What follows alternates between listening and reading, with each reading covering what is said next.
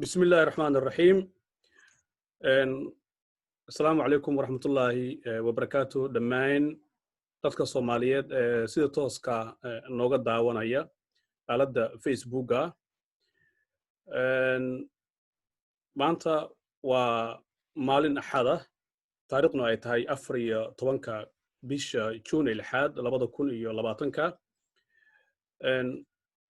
Waxaan jeclaan lahaa in aan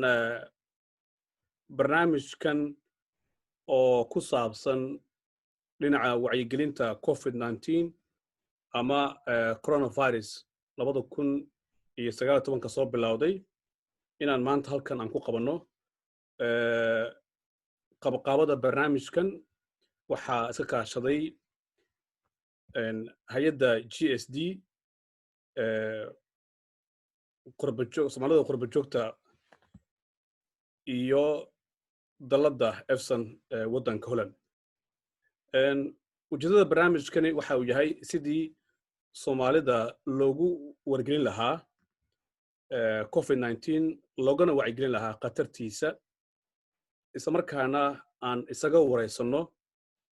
xaaladihii ugu dambeeyey COVID-19 iyo Soomaalida degan waddankan Holland. Barnaamijkan waxaa hore looga soo sameeyey wadamo badan oo caalamka ka mid ah sida Australia, Mareykanka, Sweden, Finland iyo Ingiriiska. Waxaan u ahaa mid runtii miro dhalay si fiican looga dooday sida Soomaalidu ay iska kaashan lahaayeen ka hortagga halista COVID-19 iyadoo aan ognahay in Soomaali badan oo qurba joog ah oo cudurkani saameyn ku yeeshay kuwana ilaa hadda waxay xanuunsan yihiin kuwa kalena ay u dhinteen allaha u wada naxariisto. Barnaamijkan wacyigelinta COVID-19 waddanka Holland waxaa maanta marti ku ah aqoonyahano kala duwan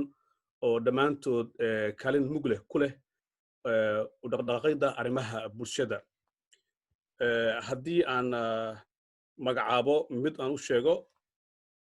waxaa ka mid ah avocado Muse Xirsi oo isagana aan ka warsano dhinaca arrimaha sharciga. waxaa kaloo barnaamijka marti noogu ah Sheekh Abubakar Maxamed oo ah sheekh dhalinyaro ah aadna ugu ololeeya arrimaha dhalinyarada gaar ahaana sida dhalinyarada loogu wacyigelin lahaa xagga arrimaha diinta. waxaa kaloo marti ku ah Abbas Cali oo ah aqoonyahan bartay cilmiga maamulka iyo xisaabaadka isna barnaamijka ayuu marti inoogu yahay.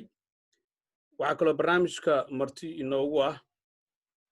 Cabdiqaadir Cali Nuune oo isna ah aqoonyahan u dhaqdhaqaaqa arrimaha bulshada gaar ahaana ka shaqeeya wacyigelinta dadka Soomaalida ee waddanka ku dhaqan isagoo si gaaran u caawiya dadka cusub. sidoo kale waxaa barnaamijka ka mid ah marti inoogu ah gudoomiyaha jaaliyadda EFSAN oo barnaamijka ay wada qabanqaabiyeen hay'adda horsocod qurba joogta Soomaalida ee GSD. dhammaantiin waxaan idin leeyahay soo dhawaada. waxaan jeclaan lahaa inaan ku bilaabo barnaamijka oo aan ku furo ugu horeyn Dr. Muse Xirsi. Muse waa avocado wax ku bartay waddanka Netherland muddo dheerna deganaa. waxaan Muse jeclaan lahaa inaan wax ka weydiiyo dhinaca arrimaha sharciga. waxaan la soconnaa in markii uu bilowday uu dilaacay cudurka COVID-19 2019 uu China ka bilowday Holland. waxaan filayaa markii uu soo gaaray horaantii bishii March saan filayo ayay ahayd. dowladda sharciyo badan oo kala duwan oo isdaba joog ah ayay soo saaraysay oo ay ka soo saaraysay COVID-19 sida dadka ay u kala fogaan lahaayeen sharciyo badan. marka waxaan rabaa Muse bal inaad faahfaahin naga siiso COVID-19 iyo sida saameynta ugu yeeshay dadka Soomaalida. waxaan jeclaan lahaa inaad ka eegto dhinaca sharciga dowladda sharciyada ay ka soo saartay iyo sharciyadaasi sida dadka ay u saameyn karaan iyo sida la isaga ilaalin karo. Muse soo dhawow.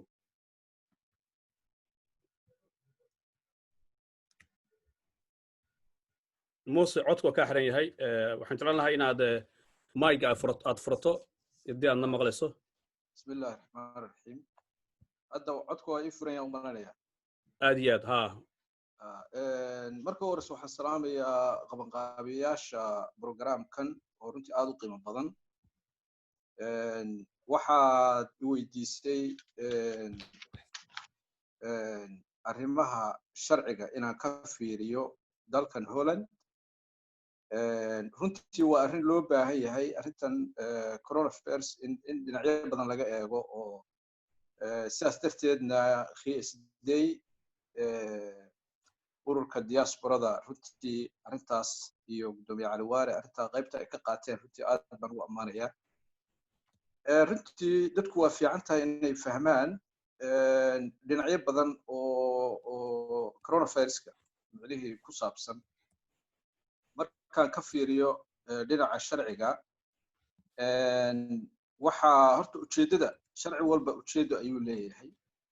ujeedada horta sideedaba la rabo in lagu gaaro sharciga nidaamkan dawladdu ama tallaabooyinka dawladdu ay soo saartay waxa weeyaan waa saddex arrimood midka ugu horeeya waxa weeye in lagu yareeyo ama lagu xadido faafitaanka xanuunka arrinta labaadna waxa weeyaan in lagu ilaaliyo caafimaadka systemka caafimaadka ama awoodda caafimaadka haddii ay uu ka bato dadku ama xanuunka qaadaya ee la daweeyo u baahan waxay noqonaysaa in dadkii hadhow la kala doorto marka si aanay u dhicin oo tiro badan oo marka xanuunka usoo dhacda macnii ujeedadaasna waa laga leeyahay ujeedada saddexaad ee laga leeyahayna waxa weeyaan in la ilaaliyo dadka jilicsan oo dadka xanuun hore qabay ama dadka mataqaanaaye da'da ah marka labadaas waxa la ogaaday inuu jilicsan yihiin marka dawladdu marka maadaama waxaan degdeg yihiin oo arrin degdeg ay ahayd waxaa la adeegsaday macnihii awoodo hore u jiray waxaa la adeegsaday macnihii qodobka toddobaad qaanuunka la yiraahdo public health law yani qaanuunka ku saabsan caafimaadka guud iyo xuduuda goboleedyada dhinaca nabadgelyada marka sharcigaas wuxuu awoodda siinayaa wasiirka caafimaadka isagoo la shaqaynaya oo awoodda la qaybsanaya 25 gobol oo loo qaybiyay 25 qaybood oo nabadgelyo oo loo qaybiyay dalka marka 25 duq magaalo ayaa awoodda leh marka iyaga soo saaraya sharciga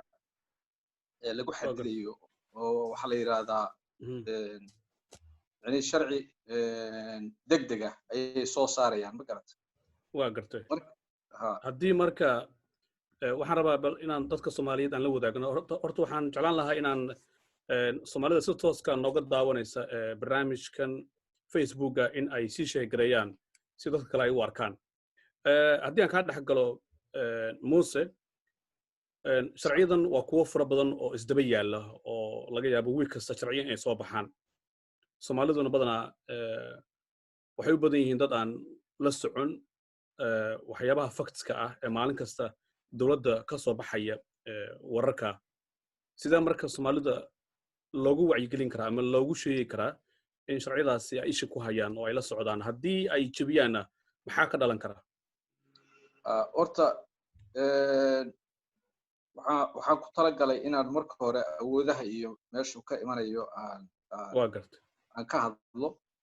kabacdina aan u soo dego horta waxaani waa tallaabooyinka marka sharcigaasay ku salaysan yihiin degdega ah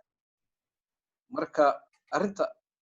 laba arrimooda muhiima arrinta muhiimka ah ee dhinaca haddaan usoo gudbo yani dhinaca Soomaalida iyo ummadda oo dhan arrinta muhiimka waxa weeye sharciga ciqaabta ayaa la hoosgeeyay tallaabooyinkii dadka lagu amray tusaale ahaan inay kala fogaadaan oo 1 mitir iyo bar kala fogaadaan oo kale waa tallaabo lagu xadidayo dadku inay isu tagaan oo xanuunkii ay isu gudbiyaan صح marka ciqaabta loogu talagalay ee ka dhalatay waxa weeye waa ciqaabtu ganaax marka ganaaxii baa wuxuu noqonayaa ganaax ciqaabeed oo criminal buu noqonayaa arrinta marka Soomaalida iyo aan uga digi lahaa waxa weeye ganaaxu hadduu 100 ka badan yahay sharcigu 100 euro hadduu ka badan yahay waxa ka imaan kara in qofka la criminal record loo sameeyo waa gartay marka arrinta iyada criminal record ka hadhow shaqooyinka qaarkood in qofkii loo diido ayaa dhici karta marka dadka Soomaalida waxa inay iska ilaaliyaan gelitaanka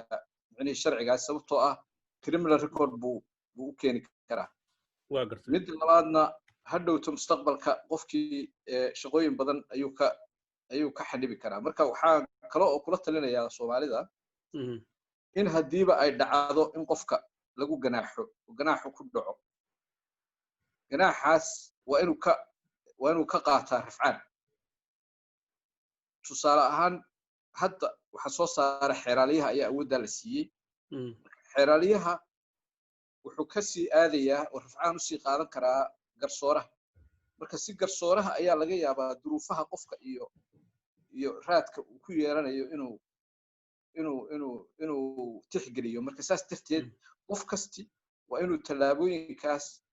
marka hore iska ilaaliyaa marka labaadna haddii ay ku dhacdana waa inuu rafcaan ka qaataa oo dacwadii aanu ganaaxi markiiba bixin taas waa tala micnay degdeg oo aan rabo inaan siiyo laakiin dhinacyo kale oo sharciga marka laga eegana aan rabo inaan idinla qaybsadana waa gartay waxaan rabaa inaan kugu soo laabto waqtiga aan rabaa inaan dadkan wada gaarsiiyo waa muddo hal saac ayaan haysanaa isu soo noqon doonaa muuse waa maasan tahay mar kale daawadayaal waxaa inaga xasuusa in barnaamijkan qabanqaabadiisa ay ka kaashadeen golaha qurba joogta Soomaalida ee Horsocod marka la soo gaabiyada GST iyo dalada ururada Soomaalida ay ku midaysan yihiin ee wadanka Holland la yiraahdo Efsan markan waxaan rabaa inaan mikrofoonka aan siiyo Sheekh Abubakar Maxamed oo runtii sheekh dhalinyaro oo Soomaaliyeed oo Soomaalidu gudaha iyo dibadda aad u yaqaanaan socdaalkii ugu dambeeyay aan filayo inuu Soomaaliya ku tagay sanadkii hore inkastoo aan fursad isku helin inaan is aragno aad u mahadsan yahay sheekha marka hore kaalinta ka qaato baraarujinta dhalinyarada Soomaaliyeed in lagu baraarujiyo xagga diinta Sheekh Abubakar soo dhawow waxaan rabaa inaan wax ka weydiiyo cudurkan runtii dhibaato xoog leh ayuu ku hayaa dunida gaar ahaan wuxuu dhibaato gaarsiinayaa dadka aan wacyigelinta haysan oo Soomaalidu ay ugu horeyso gaar ahaan kuwa qurbaha jooga inkastoo Soomaaliya laga sheegayo in dad badan oo Soomaaliyeed aysanba aaminsaneen oo ay inkirsan yihiin dhinaca arrimaha diinta sheekh sidee marka dhalinyarada Soomaaliyeed maadaama Soomaalidu dhalinyaro ay u badan tahay sidee loogu wacyigelin karaa in cudurkan ay iska ilaaliyaan soo dhawow aad iyo aad baan kaaga mahadcelinayaa sida quruxda badan su'aasha aad ii weydiisay waxaan aad iyo aad u salaamayaa waxay tahay dhammaan walaalaha qiimaha iyo qaayaha leh ku jira halkan aad iyo aad bay u salaaman yihiin su'aasha haddaan ka jawaabo waxaa jirto dhanka diinta haddaan ka fiirino cudurkan ma ahan marka ugu horeeyo oo faafa diinta islaamka hadii laga fiiriyo xilliga saxaabada way jirtay xilliga nabi sallallahu alayhi wasallam iyo kadibna way jirtay taacuun faafaya iyo wix la mid ah saxaabada nabi sallallahu alayhi wasallam xitaa wuxuu dadku ku amri jiray waxay tahay haddii arrimahaas oo kale ay timaado in asbaabti la qaato iyo wix la mid ah ustaadkeygii Allah ku xifdiyo anaga daanahay Soomaali labo ayaa u qaybsamanay qaybna waa cudurkan yani markay ay arkeen waxay tahay yani anaga Ilaahay subhanahu wa ta'ala ayaan haysanaa muslimiin ayaan nahay dhibaatada nama soo gaarayo bisalaad iyo duco iyo adkaar iyo halka ay aadeen qaybna waxay tahay waxan waa iska hadal oo la faafinayo iyo wix la mid ah gaalada ayuu ku dhacaa oo kaliya muslimiinta kuma dhaco iyo wix la mid ah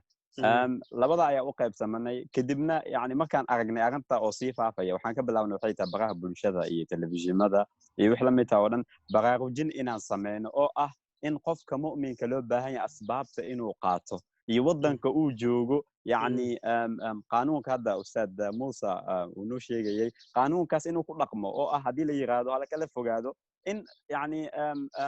dadka ay kala fogaadaan hadii la dhaho masaajidii يعني صلاة الجمعة دي بقول قف اسكما إيمان كران أما كنت قف اسكما إيمان كران يوحلا ميدا إن لا أطيع أو لما قلص عذر كان لوجه هرتجي يوحلا ميدا ولم مركا براوجين أدي أبلان أيان كسميني براه بالشدة يوحلا ميدا ولم سأرنتن لوجه هرمان لها الحمد لله إله سبحانه وتعالى أنا ونوفل ذي واقرتي مركا شغل بكر رنتي maxaa marka kugu yaabadna intii aad dhalinyarada aad kala hadlaysay cudurkan inay u hoggaansamaan sidii la saga ilaalin lahaa qaarkood waxay aaminsan yihiin in aan waxba u dhibayn iyaga oo waxaad arkaysaa iyagoo meelaha waxay ugu maqaalaa in magaalada Amsterdam oo kale dhalinyaro badan oo Soomaaliyeed ay isugu yimaadeen goob lagu ciyaaro kubadda cagta ah arrintaasi dhalinyarada maadaama aad isugu dhowdihiin runtiina ay aad macnaha kula socdaan barnaamijyada live-ka kala hadashay waan kala hadalnay in badan oo aad iyo aad u badan waxyaa ugu cajiibka badnaa aan la kulmo waxa kamid ah waxay tahay qaar ku dhahaya nabi sallallahu wuxuu leeyahay xabad sawda dhibaato walba daawo ay ugu filan tahay xabad sawda ugu filan anaga muslimiin hadanahay oo isku dhamaatay yani iyo wix la mid ah marka taa ay ugu cajiib badnaa dadkana in badan waa u sharaxnay axaadiista iyo wix laga wado iyo wix la mid ah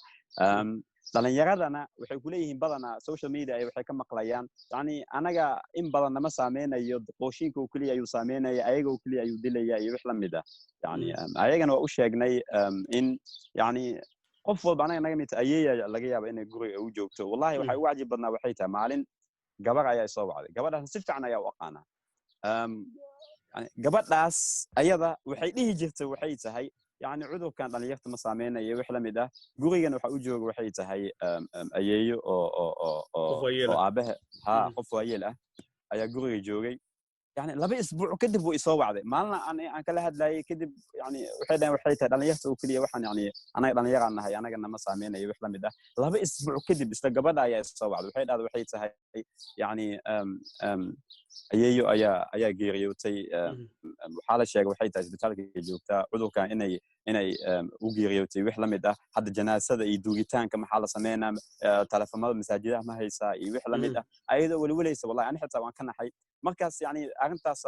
tusaale u soo qaatay ilaa hadda aan ku dhahaa dadka yani adiga haduusan ku saameynin waxa laga yaabaa waxay tahay qof kale inuu saameeyo adiga sababtaada laga yaabaa qof kale inuu u xanuunsado ama qof kale u geeriyoodo marka wax fudud yani ma ahan laga yaabaa adiga in وصل كسامين لكن نفسدك على نولي يعني القرآن كلا وحوك الماء وحيتها فمن أحياها فكأنما أحيا الناس جميعا قف كهل قف بلشة كمية النولية وحو لم يدي وحيتها صو أمت بلشة النولية مركا يعني وحيا وعجي بالنطاس يا كمية أنت عن اليغد وعي قلني إني اسكي إلاليا واقرتي شغل بكر وكوصو لابن دونا برامج كواديري هاي مركنا waxaan rabaa inaan isna aan waqti siiyo Abbas Ali oo ah runtii aqoonyahan bartay cilmiga maamulka iyo xisaabaadka Abbas waxaan rabaa inaan wax ka weydiiyo maadaama uu la taliye ama xisaabiye u yahay dad badan oo Soomaaliyeed oo ganacsato ah oo ka caawiyo dhinaca xisaabaadka saameynta cudurkani uu ku yeelan karo dhinaca dhaqaalaha sida uu saameeyay dadka Soomaaliyeed businesska ku jira ee wadankan degan Abbas soo dhawo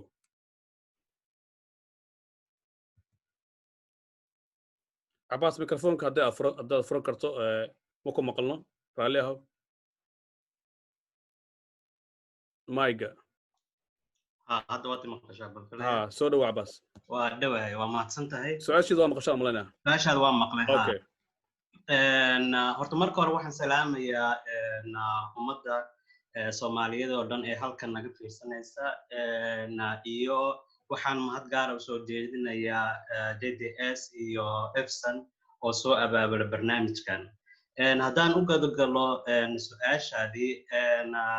cudurkan coronavirus dhanka caafimaadka ka soko wuxuu aad iyo aad maaragtay u saameeyey dhaqaalihii siibana dadkii ganacsatada ahaa soomaalida degan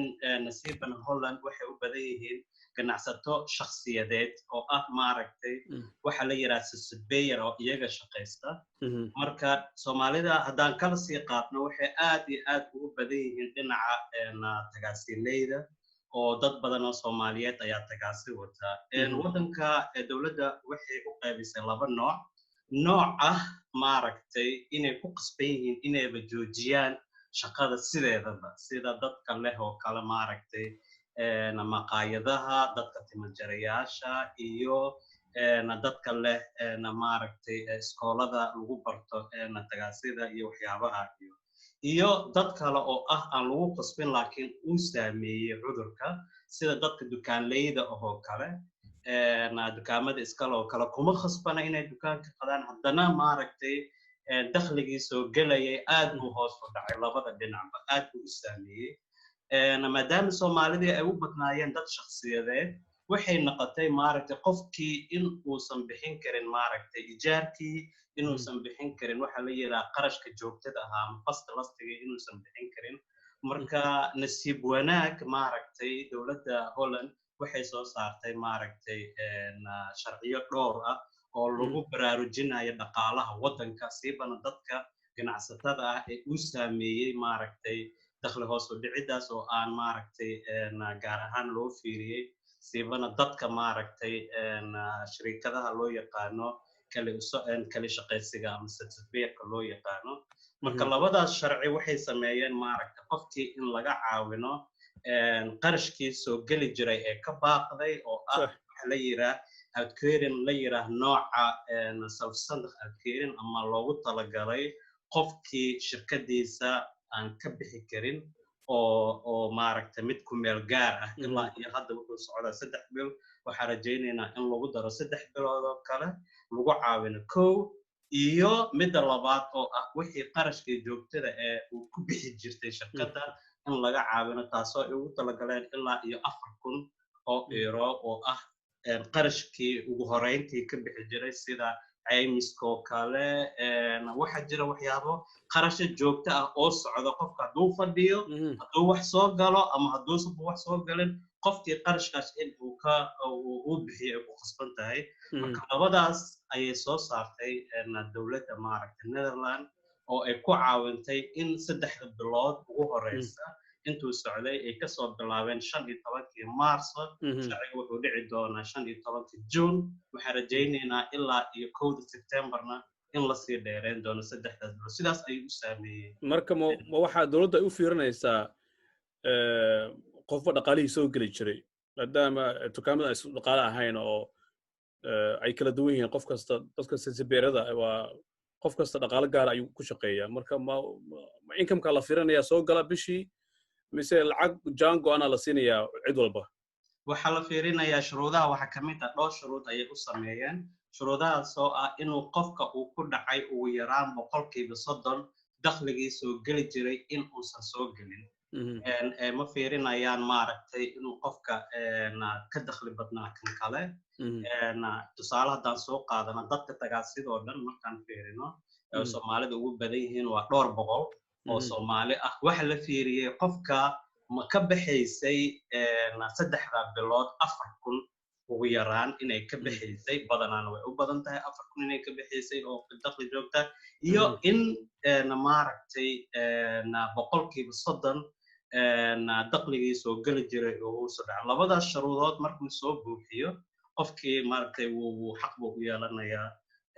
kabida ama maaragtay caawinaada labada dhaqaalaba waxa jirtay dhowr sharci oo diidayay ama aysan soo buuxin kari lahayn maaragtay ganacsatada qaarkooda laakiin dood kadib maaragtay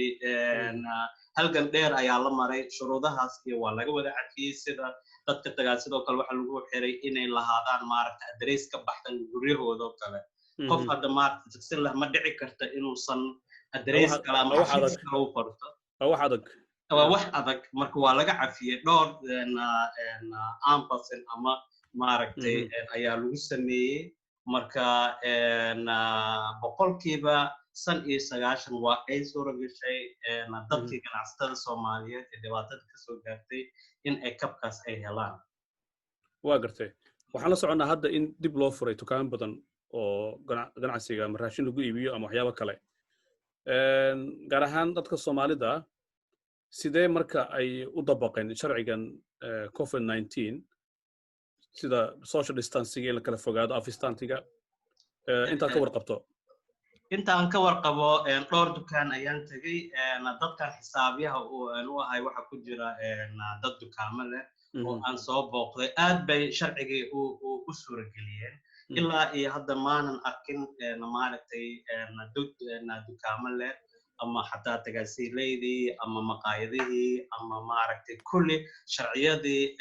intoodii badan waa ay suura geliyeen intuu markuu bilowday waxaan sameeyey maaragtay 2 wargeys oo ku saabsan coronaviruska oo sharciyada laga rabo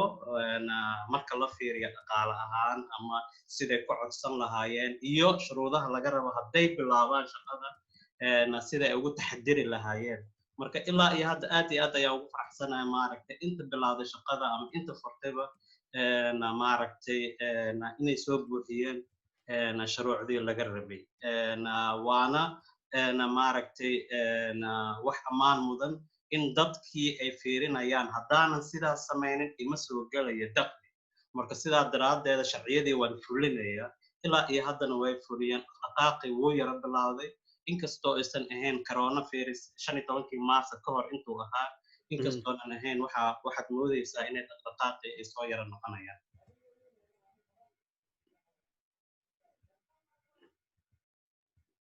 waa gartay waa maasan tahay Abbas kolley su'aalo badan ayaa jira oo dadku ay nagu soo weydiinayaan xagga Facebook-ga ka jawaabi doonaa kolley waxaan filayaa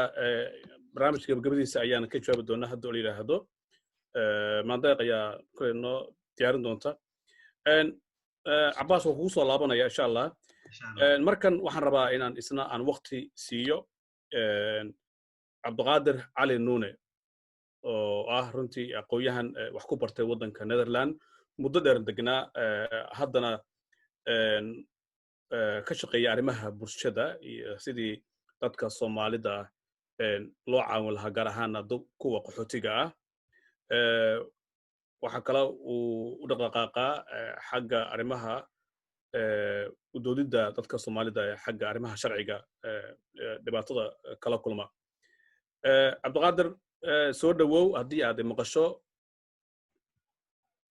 ma maqashaa mikrofoonka ma ku furnaa malaynaa waad maasan tahay Cabdiqaadir waxaan rabaa inaan wax kaa weydiiyo runtii aad baad ugu dhowdahay dadka Soomaaliyeed gaar ahaana Isfoolo iyo nawaaxigeeda iyo Overijssel waxaan filayaa maalin kasta dad ayaad caawisaa oo aad wax la qabataa dadka Soomaalida ah intaad la socoto cudurkan COVID-19 siduu u saameeyey dadka degan Isfoolo iyo nawaaxigeeda iyo Overijssel bismillaahi raxmaani raxiim halkan waxaan horta salaan khaas ugu soo jeedinayaa qabaqaabayaashii noo suura geliyey inaan kaga qayb qaadano programkan si live ah hay'adda qurbo-joogta Soomaaliyeed iyo dalada ifsan dalada guud ee ifsan iyo adigaba wariye maxamed abguweedan oo ku salaamaya ragga saaxiibada Abu Sheekh Abubakar Muuse Xirsi Abbas waxaan leeyahay galab wanaagsan su'aasha aad weydiisay haddii aan mataqaanaa sida asxaabteeda kale kaaga warramo saad ka warayso jaariidaha Soomaaliyeed waxaa ka dhacday arrimo aanan la filayn mar jaalid haddii leeyahay waxay leeyihiin meel isugu yimaado waxay leeyihiin wax la yiraahdo spread oo subax kasta ay dadku danahooda ha noqoto waraaq loo akhriyo ha noqoto sharci guud ay rabaan ha noqoto inay baasaboor dalbo wixii adiga danahooda ku saabsan ama dacwad ha noqoto in looga jawaabo waxay imaan jireen xarumaha jaaliyadaha markii cudurkan coronavirus dhacay sida la wada og yahay dowladdana sharci ka soo saartay waa cudur halis oo dilaa ah waxaa markana soo gaaray warbixin ku saabsan sidii aan uga hortegi lahayn ugana qayb qaadan lahayn haddaan nahay jaaliyadaha soomaaliyeed ee u adeega ummadooda soomaaliyeed in aan taxadirkaas la sameeyey ee looga qayb qaadanaya ka hortagga cudurka iyo inuusan faafin sharciyadii hadda walaalada ay kala sharaxeen ka mida ayaana soo gaaray oo ah in xarumihii la joojiyo taas markay dhacday waxaa kaloo loo baahday in dadkii loo celgeliyo hal la joojiyo ma xuma waxay ku qoran tahay afkii netherland wiig kastana waxaa hadli jiray ra-iisul wasaaraha waddanka wasiirka caafimaadka iyo wasiirka cadaaladda marka inaan dadkeennii uga sii jawaabno in ay isku jirsadaan 1 mitir iyo bar guryahooda joogaan inay mataqaanaa istaabanin inays xarumihii imaanin iskoolaadkii in la joojiyey guryihii in la wada fadhiyo waad dareemi kartaa marka culayska halkaa waxa ka imaan kara aad iyo aad marka waxaan samaynay marka inaan qoraallo soomaali ku qoran ayaan qaadnay jaaliyadihii madaxdoodii oo dhan sida ifsan daladeedii waxaan samaynay whatsapp guud oo madaxda jaaliyadaha ku kala qaataan fikradahooda si ay magaalo kasta ilaa waddanka dhan baa la wada degan yahay inay ka warhayaan macluumaadka baahida hadda jirta ee loo baahan yahay inaan kaga qayb qaadano waxaan qaban jirnay activitay oo ah in dhalinyarada loo qabto sport in loo qabto wacyigelin in dadka waaweyn dugsiyo quraan dugsiyada lagu barto luqadii ama lagu barto cashirada homework la dhaho wixii oo dhan waa joogsadeen qof waayeela oo markaa gurigiisii keligiis ku ahaa in la yidhaahdo ma imaan kartid oo mana adeega kartid gurigaaga joog waxay noqonaysa wax culus dowladda guudna waxay soo saartay xeer guud oo aan la iskugu tegi karin annaga nasiib wanaag dadkeenna kuma noola meelaha biyaardiga la dhaho ama meelaha dadka waaweyn lagu xareeyo waxay ku noolyihin guryahoodii markii aan dalada ifsan iyo jaaliyadihii soomaalida oo dhan wada shirnay waxaan go'aan ku qaadanay inaan ab samaysano waana ka wada hadalnay dhowr mar loo soo galay si life ah waxaa lagu goostay go'aamo ah in dhalinyarada aysan mar dambe bannaanada sida isboortiga meelaha isugu tagaan sida sheekh abubakar dhahay waxay aaminsan yihiin cudurkan inuusan halis ku yahay dadka da'da yar ee dadka waaweyn yahay in waalidiinta aan wacdigelino inaysan carruurtooda u ogolaanin inuu bannaanka ku ciyaaro maxaa yeele waa midda koowaad cudurkii soo qaadi karaa gurigu keeni karaa kabacdina dadkii waaweyn ku fidi karaa tan labaad sumcad darray noo tahay waxaa dhacday in xisbiyada mucaaradka nin ka tirsan inuu soo sawiray dhalinyaro soomaaliyeed oo kubad ciyaaraysa wuxuuna u soo qaatay ciwaan ah cudur halisa waddanka ka jira waxaad aragtaa dadka ajaanibta ee ka mid yihiin soomaalida inaysan u hoggaansamin sharciga maalintaa wixii ka dambeeyey soomaalida waxay qaateen waano in meelaha isboortiga la aadin bannaanka la tegin waxaana go'aan lagu gaaray dalladaha guud oo soomaalida oo dhan go'aan ku qaadatay in dadka waayeelka ah ee tabarta daran ama dadka jiran in guryahooda loogu geeyo raashinka marka loo soo adeego isbitaalka loo ballamiyo haddii la furay alxamdulilah dadkaas oo dhan waxay noqotay marka in dhibaatadii guud ee saamaysay inaysan markaasayto ayagu dhib qaasa ku noqon ee la yiri waa idinka qayb qaadanaynaa shalay magaalada iswoola arrintaasoo kale ka dhacday maxaa yeele ciiddii iyo ramadaankii meel baa lagu wada afuri jiray waad garan kartaa layskuma imaan karo hadda waxaa la fudeeyey dadkii inay abstand ama kala fogaansho isku jiri karaan waxaa marka walaalaha soomaaliyeed ee jaaliyadda iswoola iyo nawaaxida degan awalna tii guud ee ku heshiinay ahayd jaaliyadaha soomaaliya holland oo degan in dadka tag away oo cunno la diyaariyo dadka culculus la siiyo marka waa lagu guulaystay sidaas marka arrinta adag u saamaysay welina arrintii ma dhammaan cudurkii oo daawo looma hayo xarumihii waa xiran yihiin waxaan rajaynaynaa 15 bisha waraaqda aan ka sugayno wasaaradda caafimaadka iyo wasiirka cadaaladda maxaa yeele waa isganaaxaya haddii la iska furo iyo hay-adaha kale ee degmada ama qabiintigo kale inaan kala tashano qiiqiisadka kuwa caafimaadka haddii la furo xarumihii in maaragtay la sameeyo inaanan laisku imaanin oo laisku jiro 1 mitir iyo barkii in la kala fogaado waddada laga galay waddada laga baxana la kala duwo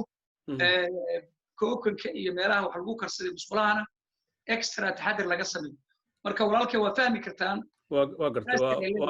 waa aad micnaha waa hawl aad u culus waa maasan tahay cabdiqaadir nuune waan kugu soo laaban doonaa waxaan rabaa inaan waqtiga aan beeqaamiyo sidoo kale barnaamijkan wacyigelinta covid-19 ay isa kaashanayaan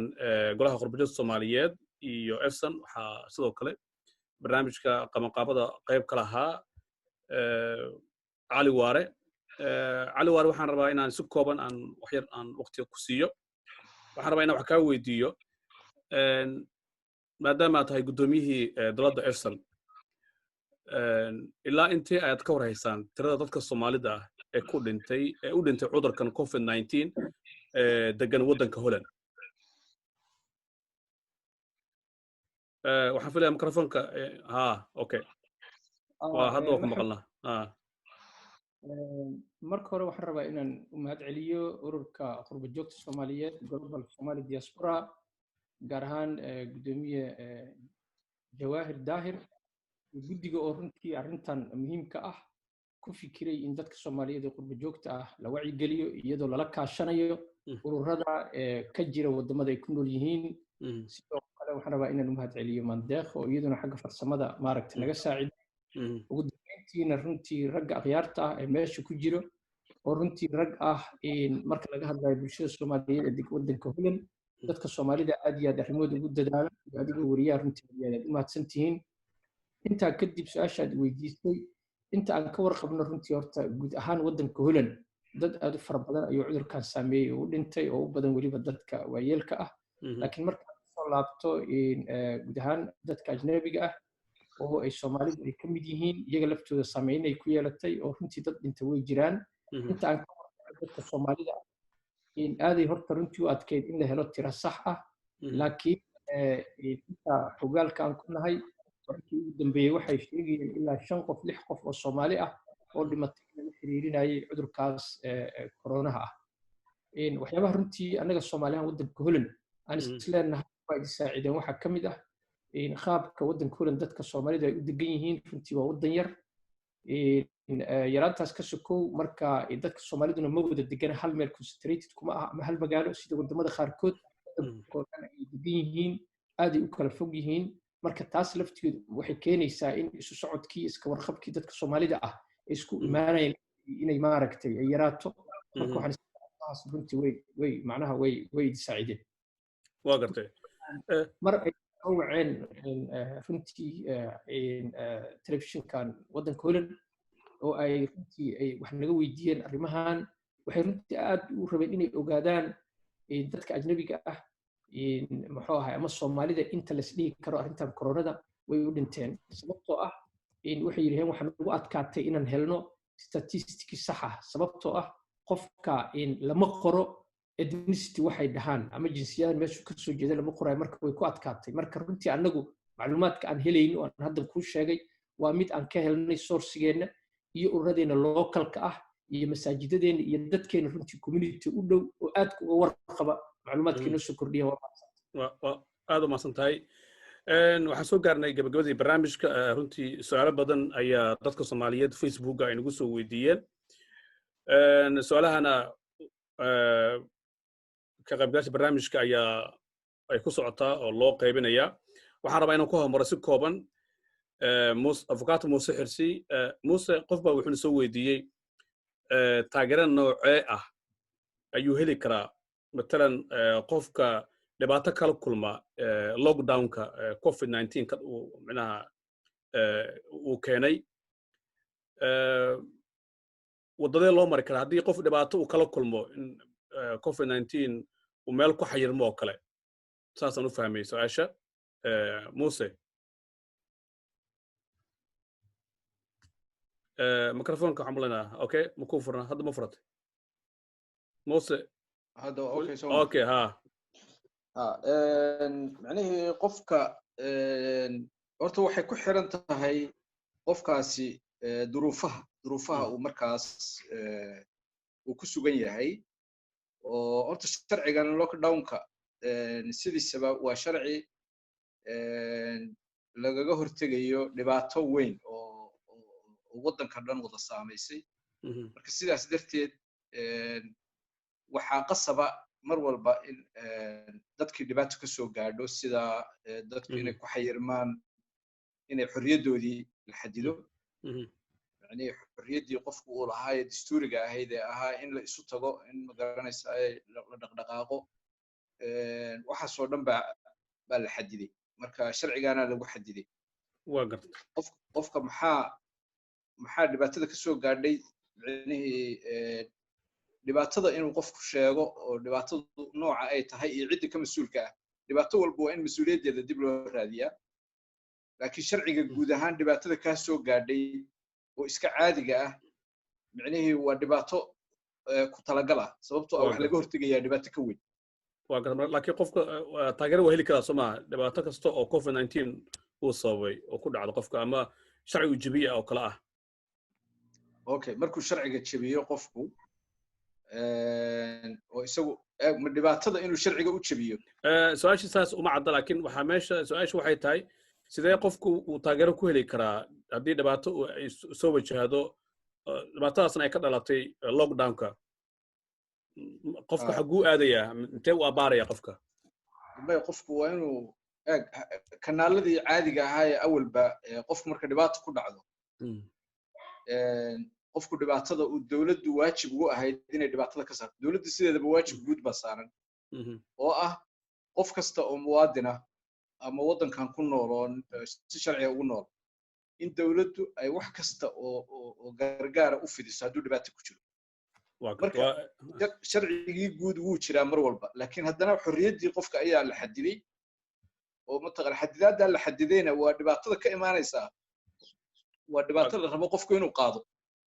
aad iyo aad waa mahadsan tahay muuse su-aal kale oo ku socota sheekh abubakar ayaa halkan taalla oo qof uu soo weydiiyey qofkan wuxuu leeyahay sheekha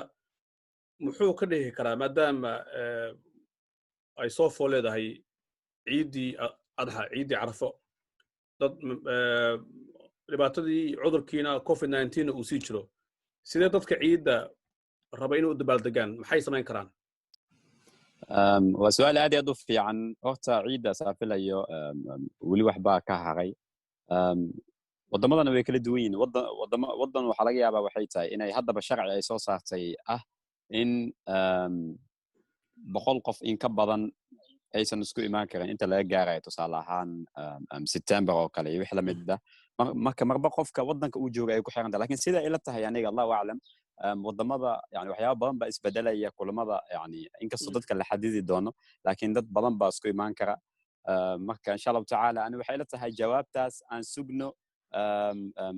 ciida intaan la gaarin 2 isbuuc ka hor markaasa jawaab sax ah laga dhihi doonaa haddii ay noqon weysayna waxay noqon doontaa sida ila tahay sida ciidan oo kale laakiin inkastoo wax badan isbedel إن شاء الله لكن أنا سألت واحد بدنا بدلة طبعا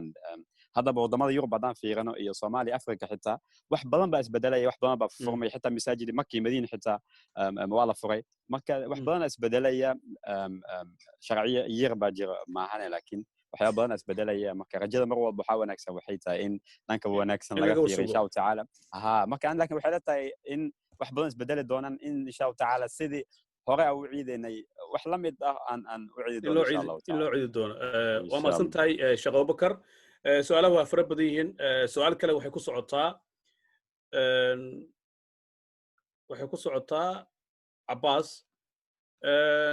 Abbas Ali su'aashan qof ayaa soo weydiiyay waxa uu leeyahay waxaan filayaa inuu yahay qof ganacsada ah maxaa tallaabooyin ah oo la qaadi doonaa ma jira qorshe qof haddii matalan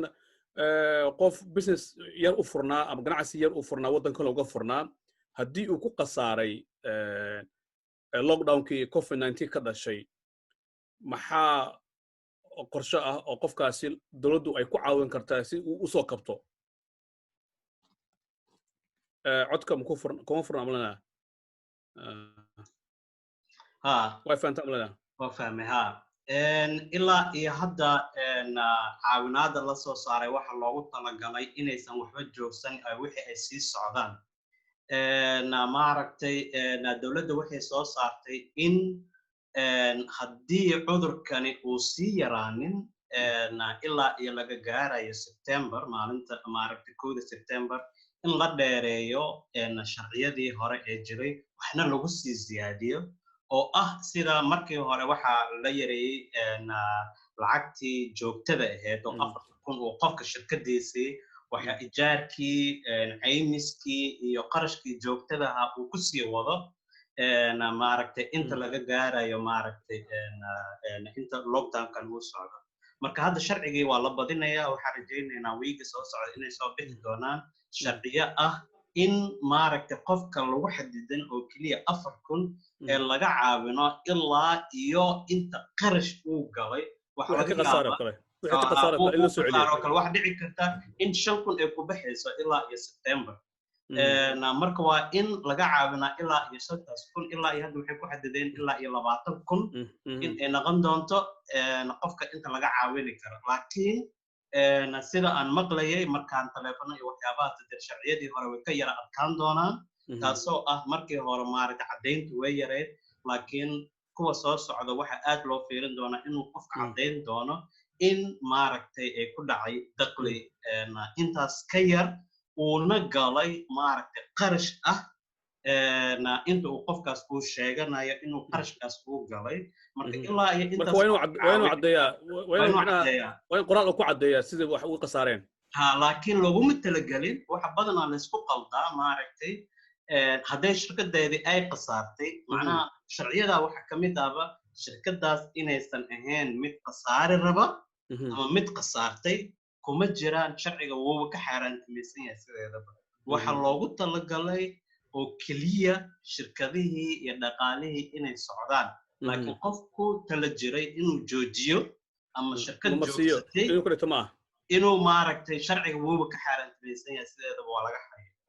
marka waa laga caawini doonaa maaragtay inta qarashku uu galay si shirkadiisa ay herstaff waxay yiraahdaan ama u sii socoto dib u sii dhisid ama dib u socod maaragtay loo sii furo ay u sii soconayaan waa gartay waa maasan tahay Cabbaas su'aal kale ayaa waxay ku socotaa Cabdiqaadir Nuune qof baa wuxuu Cabdiqaadir ku soo weydiinayaa maadaama Netherland laga bilaabo 15 waxaan filayaa 16 inay tahay laga bilaabo June ay albaabada xiranayso oo aan wadanka dibadda lagu imaan karin sida Ingiriiska iyo Sweden oo kale maxaa marka dadka Soomaaliyeed saameyn ah ay ku yeelan kartaa haddii midna qofkii Ingiriiska oo kale uu halkan u soo socdo oo kale oo talaabadana ay macnaha amarkan uu ku dhacay qofka muxuu filan karaa waa runta dad badan jira oo hadda raba inay samar u soo aadaan ama fasax u soo aadaan Holland oo kale oo ka imaanaya Sweden ama Ingiriiska oo kale dadka dhibaatada noocay gaari kartaa oo filan karaan waa runta horta cudurkan saameyn badan buu Soomaalida ku sameeyay isku socodka Soomaalida waa dad inay isku tagaan ka jecel inay telefoon soo diraan ama video iska arkaan marka waa runta marka dhibaatadu way dhici doontaa wayna dhacdaa hadda qofka marka uu wadanka Ingiriiska aadayo dawladda Holland waxay tala ka bixisay labada usbuuc la soo dhaafay in aysan wadanka Sweden dadka Hollandeeska ama dadka Nederlandka muwaadiniinta Hollandeeska inaysan Sweden aadin talo waa talo iyo Ingiriiska aadin macnaheedu ma aadi kartid ma dhihin waxaan kala talinaynaa u dhahay maadaama dhibaatadii hadduu qofku cudurku ku dhaco oo sariir ama isbitaal la galo waxay noqonaysaa dhibaato soo qaaditaan marka qofkii aad u jirado way ku adag tahay si taxadirkaas looga hortago wadamadu aad u saameeyay waxaan dhihi karnaa in sharciyadoodana uusan sida Yurubta kale waa adag yahay ahayn ha aadina waxaan soo laabanaa su'aashaada dadka raba inay Holland soo aadaan ama Holland raba inay Ingiriiska aadaan ama dhinaca kale ilaa hadda xukun lagu riday ma bixi karti lama dhig waxaa la yiri wadanka Holland ilaa hadda hadaad rabto inaad soo aado soo aadi kartaa laakiin 14 bari waa inaad garantiin ku noqotaa gurigaaga waa gartay maxaa yeelay waxaa laga hortagayaa qofka asoo jiro intuu wadanka yimid inuu sii faafiyo marka qofka soo gala waraaq bay siinayaan waxay leeyihiin adreskaaga keen goormaa laabanaysaa goormaa tegaysaa marka fursadda Soomaalida ay haysato waxa waaye maadaama ay laba dhalasho isku wataan dhalashadii Ingiriis Holland wataan xaggana ay degan yihiin fursad waxay noqotay marka in labada dhinac aadi karaan oo ilaa hadda xanibaad laguma sameeynin marka rajo waxaan ka qabnaa inaysan noqonba inaan soo gali karin hadda wadamada Belgium-ka iyo Germany iyo France waxaa la rajaynayaa 1 July inay albaabadu wada furaan waxa yeelay dhaqaalihii iyo cudurkii la fahmay uu jiraa laakiin qaybtiisa hore way dhaaftay cabsi waxa laga qaba qaybtii labaad marka Soomaalida waa soconaysaa ilaa iyo hadda waa gartay aad u mahadsan tahay cabdiqaadir nuune waan filaya dadka soomaaliyeed inay ku qanaceen talooyinka aad bixisay iyo talaabooyinka loo baahan yahay inay isaga ilaaliyaan covid-19 gabagabadii barnaamijka ayaan maraynaa waxaan jeclaan lahaa inaan si kooban hal su'aal aan idiin siiyo waxaan ku bilaabayaa avocado muuse xirsi muuse waxaan filayaa inaad maqlayso microfonka kuma furno soo maa waa furay okay muuse waxaan la soconaa dadka soomaaliyeed runtii waxaa lagu eedeeyaa inaan dad aad u madax adag oo amarada iyo waxyaabaha soo baxaya aan la socon iyo sharciyada haddii marka ay dhacdo waatan hadda la leeyahay Holland laga bilaabo 16 June dadka ka imaanaya wadamada qaar ee Yurub waa la karantiilaya muddo 2 isbuuc ayuu guriga joogaya qofka Soomaaligana waxaan filayaa inay ku adag tahay in 2 toddobaad uu guriga dhex fadhiyo haddii marka qofka uu dibadda u baxo maxaa dhibaato ka dhalan kara iyadoo lagu amray inuu joogo 2 toddobaad gurigiisa bismillahi raxmaan raxiim horta nidaamka hadda maadaama dhaqaalihii la furfuray oo macnihii dhibaatadii dhaqaalaha ee uu keenay baa la xamili waayey marka saas darteed baa la furfuray xanuunkii oo weli jira marka dadka karantiinada macnihii qasab ujeedadeedu waxay tahay wax la yiraahdo baa lagu bedelay test and tracing macnihii hadda wixii ka dambeeya furfuridan waxaa lagu bedelayaa macnihii lockdownkii wax lagu bedelayaa in hadda ka bacdi meesha xanuunku ka dilaaco la raadiyo marka qofkii Soomaaliya ee ku xadgudba isagoo xanuunka qaba tusaale ahaan nidaamkii intuu ku xadgudbo ama karantiinkii ku xadgudbo horta kow qofkaas isaga ciqaabtii buu helayaa ciqaabtii markuu helana ka bacdi waxaa dib loo raacayaa in allaalihi intii uu la kulmay dadkii uu la kulmay oo dhan baa dib loo raacay waayo hadda ka bacdi waa in la dabagalaa xanuunka si kale waa in loo raadiyaa sababtoo dhaqaale ahaan lama awoodi karo in mataqaanaaye inay weligeed iska xidhnaato dalkii macnihii suurtagal maaha mar walba macnihii dhaqaale adag baa gaadhaya awoodda macnihii waddankan awoodu ma laha marka saas darteed qofkas ama dadka Soomaaliya ama qof kasta ahaadee waxaa muhiima in sharciyada loogu talagalay la ilaaliyo haddii kale waxaad noqonaysaa qof macnihii dhibaatadii laga cararayay asagoo ka qayb qaatay marka dadkeenna in wacyigelin loo sameeyo ururada arrimahan hadda aan samaynayno oo kale culimadu inay wacyigelin sameeyaan Soomaalida macnihii waxaa ka saaran mujtamaceeda waxaa ka saaran waajibaad gaar ah inay duruufaha gaarka ah ee Soomaalidu leedahay in la tixgeliyo oo dadka wacyigelin badan loo sameeyo ayaa muhiim waa gartay waa tan aad u wanaagsan Muuse aad amaasan tahay Sheekh Abubakar haddii aad maqlayso waxaan rabaa su'aal kooban inaan ku weydiiyo Sheekh Abubakar si fiican okay Sheekh Abubakar maadaama tahay runtii nin dhalinyaro ah oo wadaad ah oo runtii dadka Soomaaliyeed dhalinyarada aad uga dhex muuqda dadkuna ay aad u jecel yihiin maxaa talaa si kooban aad u siinaysaa dadka Soomaaliyeed gaar ahaan dhalinyarada oo ku saabsan in cudurkan ay iska ilaaliyaan iyagoo u hoggaansamaya sharciga diinta waxaan dhihi lahaa waxay tahay yani nabi sallam ayaaba inoo sheegayba taasoo ah in qofka uu qaado asbaab walba iyo sabab walba uu cudurkan uga hortagi karo ama uu ugu badbaadi karo kadibna uu tala saarto ilaahay subxaanahu wa tacaala yani tala saarashada ma aanu kaliya inaad gacmo aad taagatid aad dhahdid ilaahay oo iga badbaadi laakiin sidoo kale asbaabta dhan qofka inuu la yimaado taxadar kana inuu la yimaado asbaab walba taxadar walba wax walba cudurka yani keeni kara inay sii faafto inuu ka hor imaado kadibna inuu subxaanahu wa tacaala uu tala saarto waxaan ilaa marka waxay tahay dhammaan walaalahay daabanaya sii daaban doona iyo dhammaan cudurkan yani waxa kaliya lagu badbaadi karo waxay tahay in aan raacno qaanuunka waddanka aad joogtid inaad dhegaysatid sababtoo qof walba adi nafsadaada haddaad iska bilowdid oo qaanuunkaas haddaad يعني الطبقات qofka kalena uu asina nafsadiisa uu ku camal falo yani markaas waxa laga yaabaa waxay tahay xilli hore inay waxaan dhamaato laakiin haddii aan nahan waa iska dhamaanaysa waa iska hadal wax la mid ah wax jira ma jirto China ka timid siyaasadda isku bedeshay arrinta kana isku bedeshay wax la mid ah yani looma baahna asbaabta la imo sidoo kale talada kalaansiila waxay tahay dhalinyarta fursad qaali ayaa haysana oo ah maadaama waqti badan la haysto aan kobcino aqoonteena wax akhriska ku dadaal cilmiga ku dadaal iyo wax la mid ah oo dhan insha Allah ta'ala taladaas ayaan sii lahaa Allah idin xifdiyo dhamaan aad baad mahadsantahay Sheekh Abubakar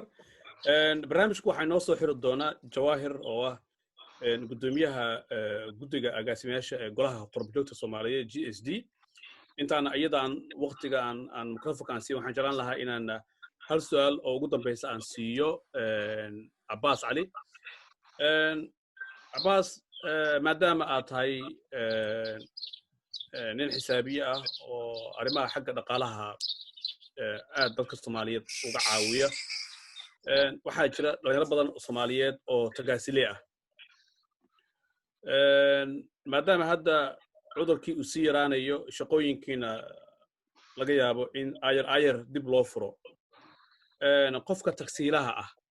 ee Soomaaliyeed ma ku qasabaa in tagsiga uu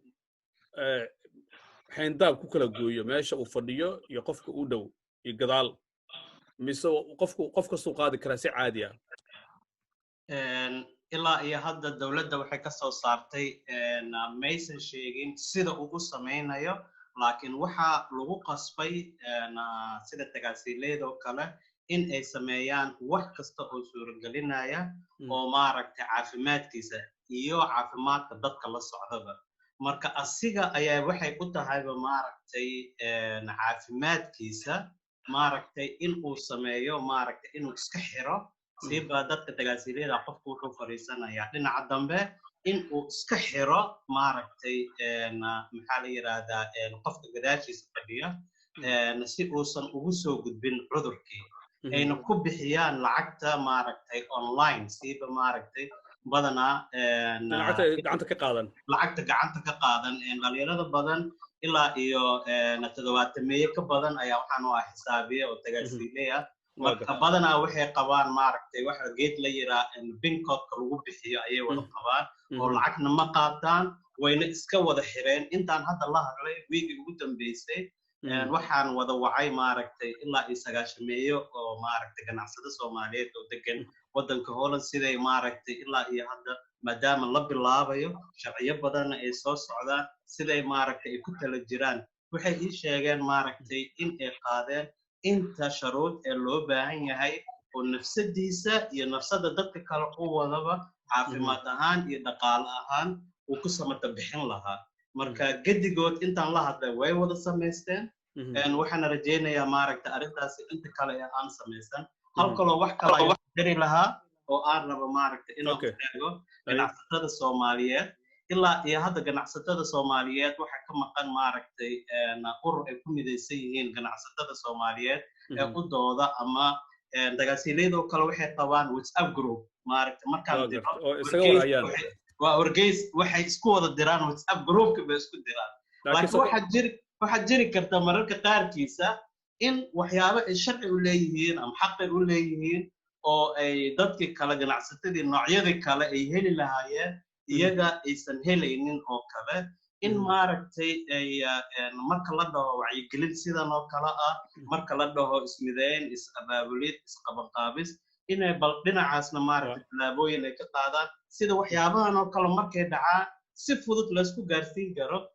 habeenadii ugu horeysay ilaa iyo waxaan shaqayn jiray 2 habeenimo oo aan ka jawaabi jiray su'aalahay wada qabaan oo dhan marka taas way soo yareen lahayd haddaan qabi lahayn kanaal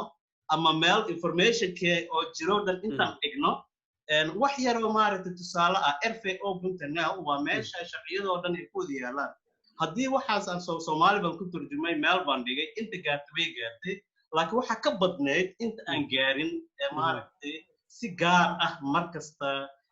u soo wacaysa inkastoo oo maaragtay aan siinayn informationkii haddana waxa ka fiicnaan lahayd sida efsan oo kale ama meel lagu midaysan yahay oo hal mar intaan dhex dhigno ee dadkii oo dhan ka wada faa'iidaystaan ay wixii oo dhan ku wada dhaqaaqaan aan sameyno maaragtay wax break la yiraahdo oo ganacsatadii lagu caawin karo oo dadkeena Soomaaliyeed ee maaragtay caawina ganacsatadii marka waxa leedahay ha samaystaan urur xooggan u dooda xuquuqdooda waxaan leeyahay ha samaystaan urur xooggan oo u dooda aan ahayn ururada jira oo kale oo loska ah aanan ahayn laakiin mid lagu wada midaysan yahay oo kaliya ku saabsan ganacsatada Soomaaliyeed ee wadankan degan sidee loo horumarin karaa iyo hadday waxaan oo kale waxa dhici karta covid maaha ma dhamaanayo wuu soo noqnoqon doonaa degdega sida looga hortagi lahaa sharciyo badan baa soo bixi doona waxyaabo badan baa soo bixi doona sharciyada way isbedelaan markastoo seminaar aan qabto maaragtay waxa imaada oo kaliya dhalinyarada maaragtay xisaabiyaha u ahay laakiin waxa jira shanjibaarkeeda ayaa jiri kara marka waxa leedahay dadka dukaamada leh fadhiya xalada soo kacaan waxaan leeyahay ganacsatadoo dhan dukaanleyda tagaasida hadda nagu soo badanaysa dukaamadii way nagu soo badanayaan maqaayadii way nagu soo badanayaan dadka tagaasida dadka bara ama rice hall la yira way nagu soo badanayaan marka waxaan leeyahay maaragtay waxyaabahan oo kale si fudud baan ugu hortegi karnaa si fudud baan sharciga ku waxaysan kartaa waxay naga caawin doontaa in ganacsiga Soomaaliyeed ee holobka jira uu sii weynaado oo waxyaabahan xaq u leenahay waa maasantahay aad iyo aad cabdiqaadir aan idhaahde Cabbaas Cali aad u maasan tahay waxaan filayaa waqtiga aad buu noogu yaryahay ugu dambeyn waxaan rabaa inaan waqti kooban aan siiyo gudoomiyaha guddiga agaasimayaasha ee golaha qurba joogta Soomaalida ee GSD Jawaar soo dhawow Jawaar mikrofonka waxaan filayaa inuu isku furnayn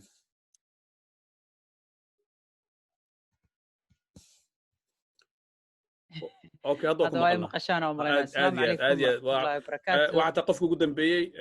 wixii tala ah tusaale ah ee ku saabsan cudurka COVID-19 iyo dadka Soomaaliyeedna waa ku daawanayaan gaar ahaan dadka reer Holland soo dhawow aad iyo aad u mahadsantahay Maxamed Cabdi walaalkii sida fiican aan ugu daadahinaysay barnaamijka ma sha Allah sidoo kale marka ugu horeysa waxaan u mahadnaqayaa khibrada maaragtay ka soo qayb gashay maanta barnaamijkeena Netherlands كلجين عباس موسى عبد القادر iyo Sheekh Abu Bakar maanta qayadana markano background ka aad iyo aad markano dadka uga taageerisay runtii gaar ahaan waxaan si gaar ugu markano mahadnaqayaa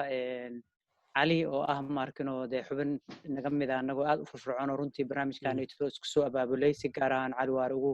mahadnaqayaa marka runtii waxa weeyaan horta waxaan ka cuudaaranayaa inaan intii hore aan idinla soconin oo wax weeyaan ويا إيش لقى قليو كم مشغول سنة حوجا لكن ضد وذاقي ماركني أقول سويدارس سعدي رنتي آدي آد بان ماركين كجماعة علنية وواح رنتي آد لوجو باهي هاي إن الماركت إسكور قبنا إسوريسنو ضد كأن ماركنا قرب شوكته عذر كان كوفيد-19 كضد كوجب بدن رنتي وسامية دباتية وضد كأن ماركنا شاريده إن قرب شوكته مارك إن نجي عن kala xog qaadano oo iswareysano war maxaa dhibaato in gaaray iyo sidee baa uga bixi karnaa maaragtay maxay tahay waxyaabaha wanaagsan oo shaqooyinka wanaagsan oo marka mujtamaceena ka dhex socda sida hadda markano walaalkii Cabbaas ma sha Allah khayr Allah si shaqadii aad uu hayay uu ka hadlayay iyo kulligeen oo dhanba marka fiirisid yani waxa jira shaqooyin badan oo runtii ka socda oo ka dhex socda maaragtay jaaliyada laakiin hadana annagii in badan oo naga mid ah aanan iska warqabinin waxaan u sameynay maaragtay barnaamijyadan runtii waxyaabaha kamid ah ay tahay in markano aan kala war qaadano oo maxaa horta inoo shaqeynayo oo markano dadka aad ugu mashquulsan howlaha iyo kuwa kaleba aan aysan u suroobin inaanu gaarno iyo in jaaliyadana ayada laftigeedana markano wacyigelin laga siiyo dhibaatooyinka sida looga hortagi karo iyo xataa howlaha markano iyo caawinaadaha jira sida hadda Cabbaas sheegayo kale dad badan aan ka warqabin runtii caawinaado badan oo markano howlo badan oo ka jira wadanka Netherlands kaliya ma ahan meel kasta marka fiirisid waxyaabo soo noqonaya marka in maaragtay daladaha runtii lagu midaysan yahay la fiiriyo sidee baa markano loo sii xoojin karaa sidee baa markano loo sii kobcin karaa sidee baa maaragtay dadkii oo dhan ay u noqon karaan uga wada qayb qaadan karaan oo inclusive maaragtay u noqon karaan waa wax runtii aad muhiim ah markano qodob uu ka dhawaajiyay runtii Cabbaas hadda ku soo gaaray hadda cudurkani cudur safmara weeye dadka in badan buu ku dhacay oo ilaahay ka badbaadiyey in badan oo inaga midana runtii waa inaga gooriyatay ilaahay naxariista jannaha ka waraabiyo inta maaragtay la xanuunsanna maaragtay ilaahay caafimaad khayr qaba ha siiyo laakiin ka hortag ayuu leeyahay sida maaragtay aad hore u sheegteenba dadkoo dhan ay hore u sheegeen ka hortagaasina runtii waxa uu qofka inuu taxadiro caafimaadkiisa maaragtay xagga nadaafadii gacmihii la dhaqitaankoodii masaafadii maaragtay in lagu dadaalo in la raaco mar walba talooyinka wadamada aanu joogno khubarada caafimaadka iyo dowladda aanu la noolnahay talooyinkooda markasta aad ay muhiim tahay inaanu raacno haddaanu jaaliyad nahay aana ka muuqanno oo maaragno xataa dadkii maaragno na caawinayaan u mahad celinno oo maaragno hadda wadamada qaarkood magaalooyinka qaarkood ay arkaysa isxel qaameen oo dadkii maaragno caafimaadka ku mashquulsanaa runtii maaragno ama qada u sameeya ama maaragno hadiyad u geeya maaragno mahadsanid ay ku leeyihiin inaan ka qayb qaadano runtii oon muujino anaga laftigeena aanan noqonin maaragno dad uun ayagu mar walba wax doonaya wax qaadanaya laakiin dad ayaga laftigooda wax celin kara inaan nahay inaan mujtamaca la noolnahay inaan tusino oon u muujino inaan nahay dad runtii wax loo gelo maaragno oo ka mahadnaqa wixii loo galay dowladda Netherlands aad bay noo soo dhaweysay dadka ay soo dhaweysay ayaan anigu kamid ahay ilaa ay hadartaana ummad balaaran oo Soomaali ayay maaragna haysaa waxbarashadooda caafimaadkooda wax walba haysaa marka inaan u mahadnaqno runtii gaar ahaan dadka caafimaadka ku mashquulsan wax muhiima adinkana runtii waxaan idin leeyahay dadaalkiina meeshiina ka sii wada isku xirnaantana runtii soo sheegay walaalkay Cabaas aad ay muhiim u tahay in maaragtay aanu kala warqaadano aan iswareysano aan maaragtay isbaraarujinno isla mar ahaantaasna qof walba hawsha uu ku mashquulsan yahay aysan gaar keligiis ula daala dhicinin laakiin aanu kala warqaadano maaragtay runtii aan qaybsano runtii aad ay muhiim u tahay mar kale aad iyo aad aan idinkaga mahad celinayaa runtii sida waqtigiina qaaliga ay noo siiseen oo nooga soo qaybgasheen barnaamijka gaar ahaan maxamed cabdi sidaa u dadeysay barnaamijka walaale aad baad mahadsan tahay adaan mudan Jawahir daawadayaal dadka Facebook nagala socda waxaan filayaa waxaan soo gaarnay gabagabadii barnaamijka waxaan rabaa inaan hal daqiiqan siiyo ugu dambeyn Cali Waare oo ah gudoomiyaha dalada guud ee EFSAN runtiina qabanqaabada qayb weyn ku leh barnaamijkan frontline-ka ama safka hore dadka u oleeya wacyigelinta ka hortagga cudurkan COVID-19 ee Soomaaliyeed runtii dhammaantiin aad u mahadsantihiin Cali hal iyo labo maxaa talaa siinaysaa Cali haddaad maqlayso maxamed aad iyo aad u mahadsan tahay sida programka aad u daadahisay iyo dadka runtii ka qayb galaba kulley gudoomiyaha Global Somali Diaspora Jawahir ayaa arrinta programka noo soo xirtay wayna ku mahadsan tahay iyadoo ka qaybgalka nagala soo qayb gashay waliba iyadoo hadda ku sugan wadanka Ingiriiska waxaan rabaa inaan si gaar ah runtii aan halkan uga sheego dadka Soomaalida inaan gaarsiiyo ee reer Holland sida aan la socono wali dhibaatadii way taagan tahay inkastoo laga bilaabo 1 bishii June nidaamka marba la sii fududeeyay oo sharciyadii sida uu noo sheegay Abqaad Muuse waxay badan laga bedelay sogonsiga ka dhalan kalena uu noo sheegay marka dadka Soomaalida waxaan ku boorinaynaa inay wali ay maaragtay ay dareemaan in dhibaatadii aysan dhammaan inay taagan tahay laaban karto sida darteed waxaan ka codsanaynaa in sharciyada iyo nidaamyada dawladda ay soo saareen runtii in aad iyo aad ugu hoggaansanaado in la iska warqabo sidii aan marar hore uga wada hadalnay WhatsApp waan ugu xiriirnay ururada localka ee dadka active-ka in la isku xirnaado in la iscaawiyo sida gaarka u jilcan iyagana si gaar ah in looga warqabo kulay dardaarankaas ayaan ka tegayaa aan isku xirnaano aan iscaawino nidaamka sharciyada dawladdana la ilaaliyo aad iyo aad u mahadsantihiin Cali Waare aad u mahadsan yahay gudoomiyaha dalada EFSAN waxaan rabaa barnaamijka inaan u mahad celiyo dhammaan aqoonyahanada Soomaaliyeed ee barnaamijkan nagala qayb qaatay sida Cali Waare gudoomiyaha EFSAN Mandeeq oo idina kamid ah golaha GSD oo iyadana xagga farsamada naga caawinaysay runtii qayb weyn ku lahayd in barnaamijkan uu qabsoomo Mandeeq waxay joogtaa wadanka UK waxa kale barnaamij nagala qayb qaatay Cabdiqaadir Cali Nuune aad u mahadsan yahay runtii waqtiga uu na siiyay Cabdiqaadir haddii aan ii sheego waa aqoonyahan Soomaaliyeed oo degan Isfoola waa mahadsan tahay Cabdiqaadir waxa kale barnaamijka martiin noogu ahaa oo nagala qayb qaatay Sheekh Abubakar oo runtii ah sheekh dhalinyarada Soomaaliyeed dadka Soomaaliyeedna ay aad u jecel yihiin isna waa mahadsan yahay waqtigiisa qaaliga ah ee uu na siiyey barnaamij sidoo kale waxaa naga qayb qaatay avocado Muuse Xirsi oo runtii waddanka Netherland dadka Soomaalida ay aad u yaqaanaan Soomaaliyana hawlo badan ka soo qabtay haddana jooga waddanka Holland Muuse aad u mahadsan tahay waqtigaana siisay waxaa kaloo barnaamijka qayb weyn ka qaatay oo runtii waqtigiisa noo huray Cabbaas Cali oo ah xisaabiye aqoonyahan Soomaaliyeed oo isna waddanka Holland degan runtiina dadka Soomaaliyeed ee ganacsatada ah aad u caawiya runtii waan u baahanaa asoo kale inuu soo baxo oo runtii uu soo garab istaago runtii waa ku maasanta talooyinka aad siisay dadka Soomaalida ganacsatada ah gaar ahaan taladii ku saabsaneed in dukaanleyda ay yeeshaan urur u dooda xuquuqdooda oo difaaca taladaas waa talo muhiim waxaan filayaa in dadka Soomaaliyeed ay qaadan doonaan talaabooyinka xagga COVID-19 aad bixisana in la qaatana waa ku maasan tahay barnaamijkani waxa uu qayb ka yahay